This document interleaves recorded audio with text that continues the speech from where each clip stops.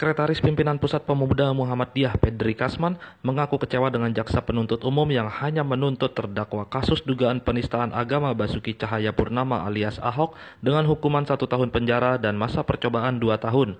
Hal tersebut diungkapkan Pedri usai sidang lanjutan kasus dugaan penistaan agama yang digelar di Gedung Auditorium Kementerian Pertanian, Jakarta Selatan, Kamis 20 April 2017.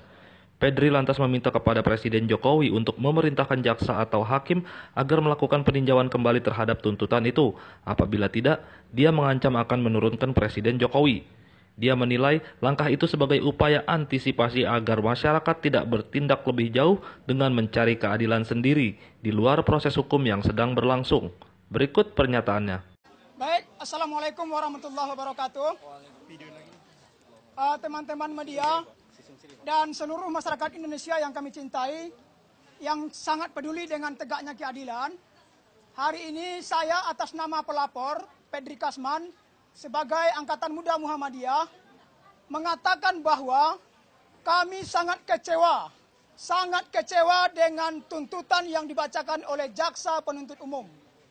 Di mana jaksa hanya menuntut dengan tuntutan 1 tahun penjara, dan masa percobaan 2 tahun penjara yang dikenakan cuma pasal 156.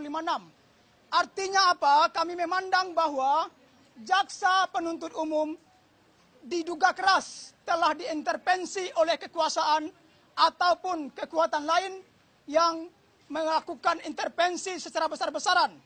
Sehingga jaksa terlihat dengan jelas tidak independen dan bahkan kami melihat seolah-olah jaksa menjadi pembelanya Ahok. Artinya persidangan kita yang sudah berlangsung 19 kali menjadi mubazir. Semua energi bangsa yang dikerahkan, keamanan polisi, tentara, jaksa, dan kehakiman, semuanya menjadi mubazir karena sikap Ahok, karena sikap jaksa penuntut umum yang tidak independen dan terindikasi diintervensi oleh kekuatan di luar hukum. Kami berani mengatakan bahwa jaksa sebenarnya adalah pembelanya Ahok. Kenapa demikian? Karena justru mereka melemahkan alat bukti dan keterangan-keterangan saksi yang mereka hadirkan sendiri. Karena itu sebagai rakyat Indonesia yang cinta akan keadilan, yang cinta akan tegaknya hukum, kami mengatakan sidang hari ini adalah dagelan, sandiwara yang justru sangat memuakkan.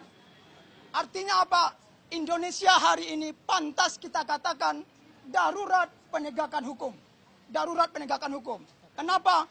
Karena hukum sudah diintervensi oleh kekuatan politik, kekuatan materi, dan ataupun kekuatan lainnya.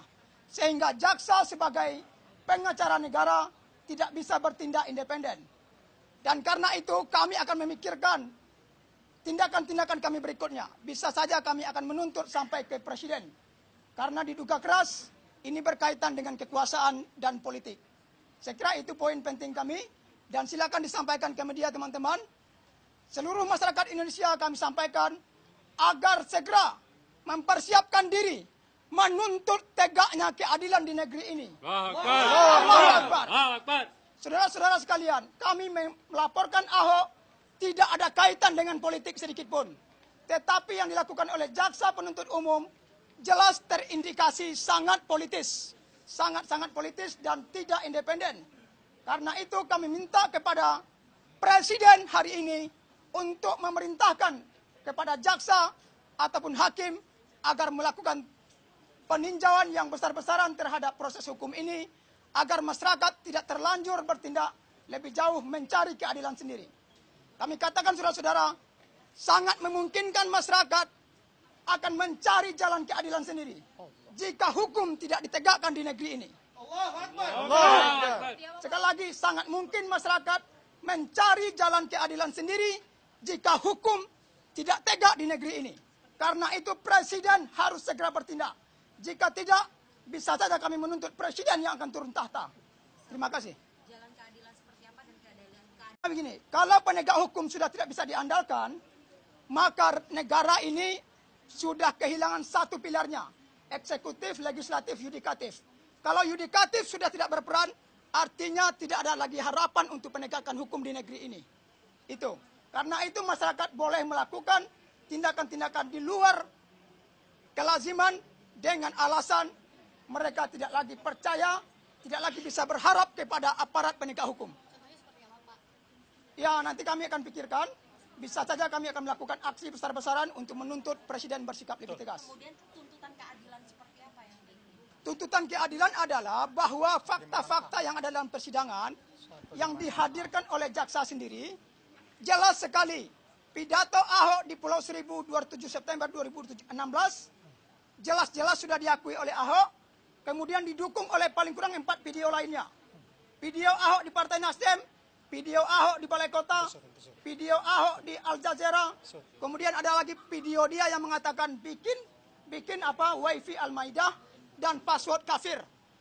Bukti itu sangat kuat, ditambah dengan buku Ahok yang berjudul Merubah Indonesia. Sangat kuat bukti-bukti yang dihadirkan oleh jaksa. Kenapa kemudian tiba-tiba jaksa menuntut sangat ringan? Sangat ringan, saudara-saudara.